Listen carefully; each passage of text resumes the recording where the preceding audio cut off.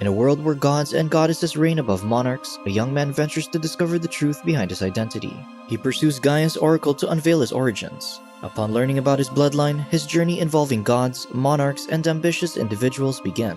A young mercenary wakes up in a massive cave with his feet locked in medieval wooden stocks. He looks around and discovers several decapitated feet. Then he sees the one-eyed giant, Cyclops, sharpening a boomerang-shaped blade, so he frantically unlocks the stocks. When he fails, he convinces Cyclops that he's here to help him as commanded by Gaia, the mother goddess. The giant ignores him, so he screams its name, and the Cyclops screams back, opening his mouth which encloses his eye. He throws his sling to the blade and pulls it off the giant's hands. He tosses the blade and Cyclops tries to catch it, slicing 2 of his fingers. The giant shrieks in pain as the mercenary grabs the blade and breaks free.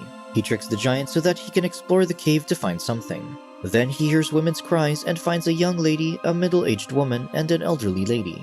He proclaims he's here to rescue Gaia's oracle, but they all claim to be the one. On the other hand, in Athens, King Aegeus yells at General Dion to change their tactic to a bold attack. Despite the general's explanations of their soldiers' exhaustion and being outnumbered, the king sternly commands him to end the Minoans since Athenians are twice as strong. Once the generals step out, Queen Medea reminds King Aegeus that he's venting his anger on the wrong people. The king urges the queen to fulfill her mission, but she informs him that their son, Lycos, has useless visions. King Aegeus reminds Medea that the lexicon in their son is like a puzzle, and she must decode his vision to sweep victory. Afterward, Medea starts the ritual as Lycos lies on a table and his blood drips into a bowl. The lad repeats incoherent visions and loses consciousness, but the queen slaps him awake. Frustrated, the queen complains about her son's uselessness and then dismisses him. She tries to read whatever she can on her son's blood, but there's nothing, so she throws the bowl angrily. Meanwhile, the mercenary tells the woman to hide when the giant returns. He lets the giant chase him until he arrives at the cliff's edge, and Cyclops charges at him. He jumps off and it follows. The mercenary survives since his feet are tied to a stone by the cliff. Soon he escapes the cave with the women. As soon as they're out, the young lady hurriedly leaves, saying she's not the oracle. Understanding that the young lady is the real oracle, he follows her. On the other hand, the battle rages on, and the Athenians are losing. The General Dion and King Aegeus enter the battle, but the monarch gets overwhelmed upon seeing the reality. Arrows rain upon them, but Aegeus is at a loss until an arrow strikes his upper chest. Meanwhile, the mercenary captures the oracle and heads to the temple of Gaia. The women convince him to let her go, saying the priests will end his life upon their return. He asks the oracle why she escaped, and she responds that she's being beaten and defiled, which he doesn't believe. To persuade him, she gives him a vision. She states that he's not a mercenary and his name is cursed. If she says his name, something terrible will happen to her. The man informs her that anyone who says his name will be turned to stone. The oracle asks him to let her go since she's proven herself, but the man refuses. Suddenly, 2 wild men arrive, demanding he leaves the oracle. The young man informs them that he's a marshal sent by the priest of Gaia and that the woman shouldn't be harmed. However, the 2 simultaneously attack. One of the men, Theo, drags the oracle away while the other wild man and the marshal are combating fiercely. The marshal uses his sling to strangle and suffocate the enemy. He pursues Theo, but the footprints are suddenly gone. Meanwhile, the palace is in turmoil due to King Aegeus' injury. Queen Medea attends to him while Lord Pallas, Aegeus' brother, rushes to ask General Dion about the king's status. Medea's medicines arrive, but instead of her assistant, Alexa, Priest Xerxes, the prince's mentor, is the one who brings them in, making Medea unsettled. Back in the forest, the oracle tends to Theo's wounds. The man declares that he will accompany the woman, but she refuses because she doesn't want him to get hurt. The oracle proclaims that her mission is what the gods want her to do alone, and heads to her destination. She stops in her tracks when she sees flashes of vision about an eagle, a woman, and a warrior. Before she recovers, the marshal arrives and captures her again. In the palace, Medea successfully cures the king.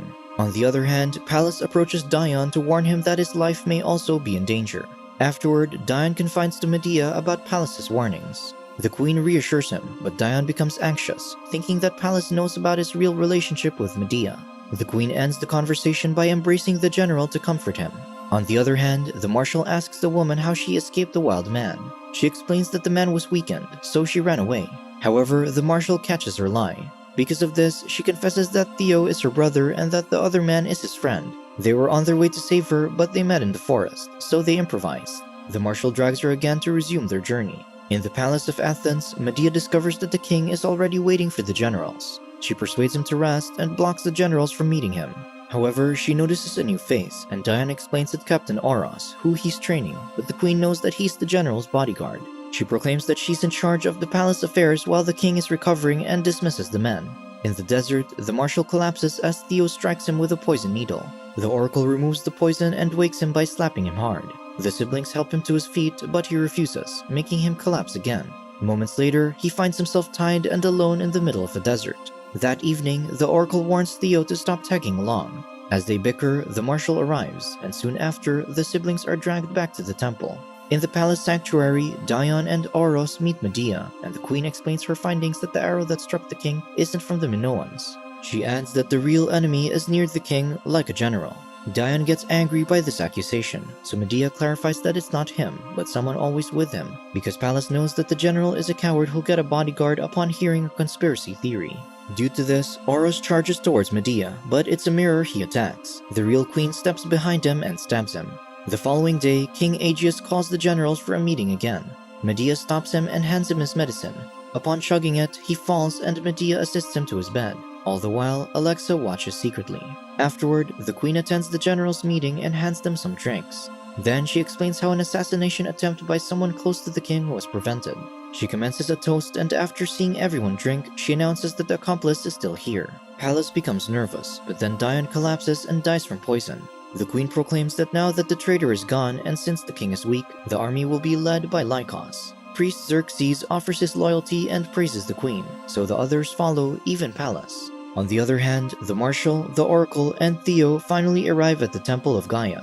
The head priest, Priest Cyrus, commands him to tie the woman to Gaia's mouth. Then, the marshal kneels to ask for a vision. The oracle becomes very surprised to know that he's here for a vision, since he can ask her when they first met. And the man explains that the priest says it's only possible in the temple. The oracle declares that the mouth of Gaia only helps with the vision's accuracy. Priest Cyrus urges the oracle to give the vision, so she steps onto the mouth of Gaia. The marshal asks why he's brought up in hiding, and the truth creeps into the oracle's mind. She explains that the man's father is King Aegeus, and being the firstborn son, he has the lexicon inside of him. He inquires what it is, so Priest Cyrus explains that it leads to the door of Olympus. Any mortal who can go there will also be a god. The son of Aegeus releases the oracle and declares they're leaving. The priest offers him to stay, basking in luxury, in exchange for sharing his dreams. Otherwise, he'll face imprisonment and beatings. Suddenly, two priests appear and attack them. They manage to push one of them off the cliff, but Theo gets cornered, so the priest warns them to surrender or the lad perishes. The oracle pleads with the prince, so he lets go of his weapon. However, one of the priests slashes Theo's neck, and his sister weeps at his death. Afterward, Priest Cyrus ties the son of Aegeus onto the mouth of Gaia as his blood drips on the brass bowl. Every vision he has, his blood writes it like a canvas. The priest decodes his visions as the sacred ring and insists the young man to tell its location. The prince declares he doesn't know where it is and sees a beast in his vision snarling at him.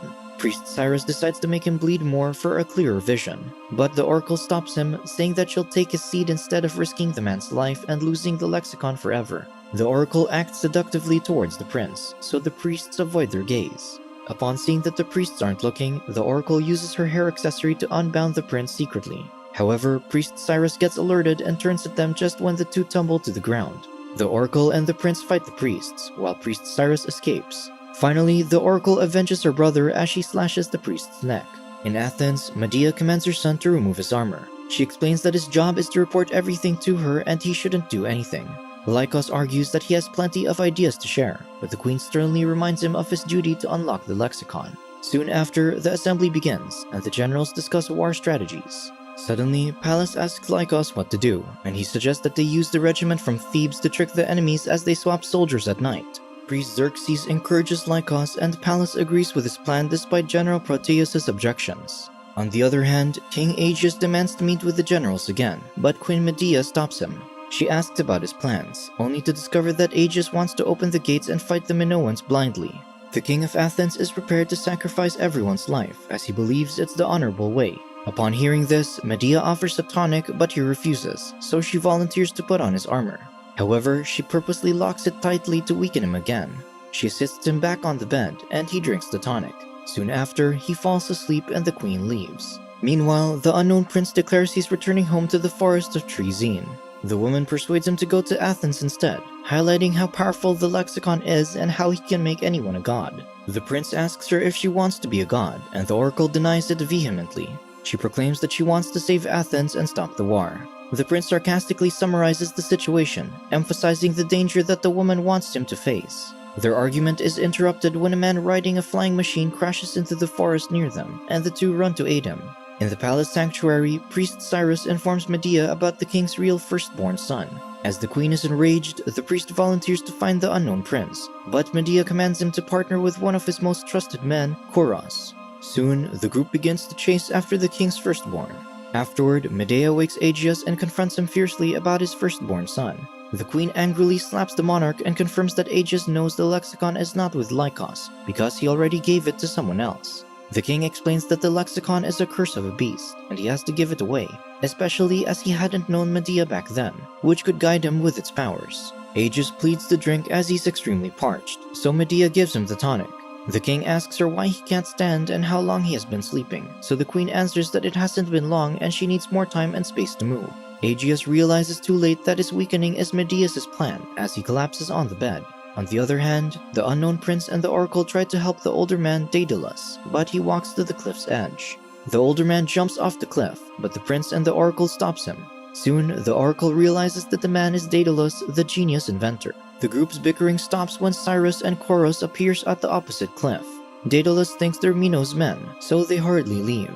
In the palace, Medea visits Lycos to ask about the assembly, but he lies, saying he follows her directions. Simultaneously, the Minoans climb the walls of Athens for an ambush, but the Athenians subdue them easily, following Lycos' strategy. Afterward, Pallas congratulates Lycos for the effective strategy and encourages him to participate in the meetings more. Meanwhile, the oracle prays for Gaia to help convincing the unknown prince to return to Athens, but visions flash to her, seeing that the prince's destiny is to end his father's life. Afterward, she sees the prince drawing the symbol of the Ring of the Magi. Daedalus arrives and the two inquire if he knows where it is. The young man denies knowing anything about the ring. However, due to Daedalus's and the oracle's explanation of how powerful the ring is and how tempting it is to understand what it does, the prince later admits that it's located in the forest of Troezene. The oracle realizes he wants to return home to claim the ring and present it to his father as proof of his identity. Daedalus gets shocked to know that he's the firstborn of Aegeus and the woman is an oracle. The woman proclaims that they have to stay together since it's their fate to be with each other, and Daedalus convinces the young man to comply, so the three commence their journey. On the other hand, Koros sends a raven to Medea to notify her that they have lost track of the prince. With this, she summons a siren. Simultaneously, Pallas hands over a blade as a gift and persuades Lycos to sit on the king's throne. However, they're interrupted when General Proteus arrives with a young man as a sacrifice for Ares, the god of war. The general removes the robes of the young man and instructs Lycos to stab him straight in the heart, but the prince stares at the man from head to toe and runs away. The men become puzzled by his reaction, and Pallas explains that it seems that the prince realizes that he wants to embrace the young man instead. Pallas follows Lycos and presents him with a young scribe, Caimon. The uncle hints that the man will be loyal to the prince and obey his every command. Pallas then commands Caimon to greet Lycos with a kiss as he leaves them. Meanwhile, the unknown prince runs away from his companions, but he gets hypnotized by Medea's siren. The young man follows the siren until Daedalus tackles him, and the oracle punches him unconscious to break the enchantment since if he continues, he'll be sent to Hades, the god of the underworld. Because of the failure, Medea approaches Pallas to ask for men to secretly pursue the king's firstborn, but he firmly says that the soldiers are under Lycos' command, so the queen goes to her son. She sees Lycos enthusiastically meeting with the generals, and despite her request to speak with them, she's ignored. On the other hand, Aegeus' firstborn, with his companions, arrives at a cliff where segregated platforms of land are the only way to cross. Below it is a river of magma, so he warns them to let him go alone. The two persist in coming, so they all jump onto the platforms, but the prince miscalculates his jump and hangs on for dear life. The oracle and Daedalus rush to him for help. When the young man manages to climb, he notices that time has stopped and the surroundings have turned black. The beast he has seen before appears, angry that the young man is trying to look for him. The beast strangles the prince and threatens him. Then, everything returns to normal. In the palace, Medea sees a white dove as a sign that Koros has tracked the king's firstborn. Then she goes to Lycos' room. She finds her son cheerful in the company of Caimos and immediately criticizes Lycos' war strategies. The prince informs his mother that things are getting better. However, Medea sternly warns him that the court will think they're better without the king, and once they do, the monarchy will have a problem. Afterward, Lycos realizes that he finally earns Medea's respect for the first time. On the other hand, the unknown prince, the oracle, and Daedalus arrive hundreds of feet above the ground at the edge of a massive hand statue.